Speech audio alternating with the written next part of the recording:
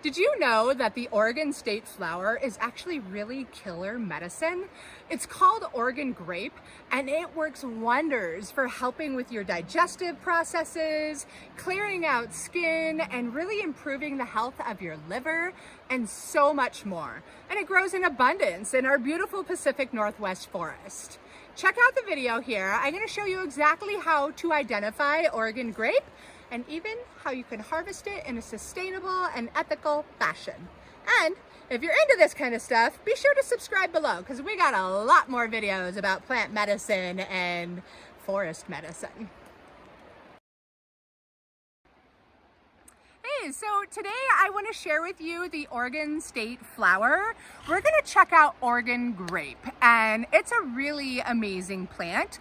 It loves to grow throughout the Pacific Northwest in beautiful forested areas. It's a strong understory kind of shrubbery. I see it everywhere I go out on my forest walks. Right now I'm in a forest near some water.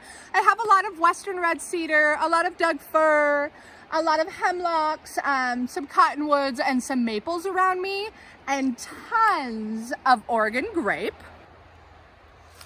And so this right here is Mahonia Nervosa, is who I learned this friend to be. It's now called Herbalist Nervosa.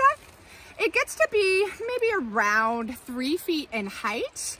This is a really cool plant because it's got these opposite pinnately compound leaves. This right here is actually one whole leaf, and it has many leaflets. Anywhere from 9 to 19 is what you're gonna find on this Herbalist Nervosa Oregon grape plant. The top side of these kind of oval leaflets are very shiny, and then the bottom side is very, very dull and matted. And these are super, super prickly and pokey, so be careful when you're out and about with them. They're a really, really fantastic plant friend. I do believe they are at risk in other areas of the country. They're definitely in abundance on all of my trails and backyard places that I get to hang out. Yeah, this is Mahonia Nervosa in the early spring. Right now it is March 3rd, and there are no flowers and no berries on this friend, but I'll share those in another video.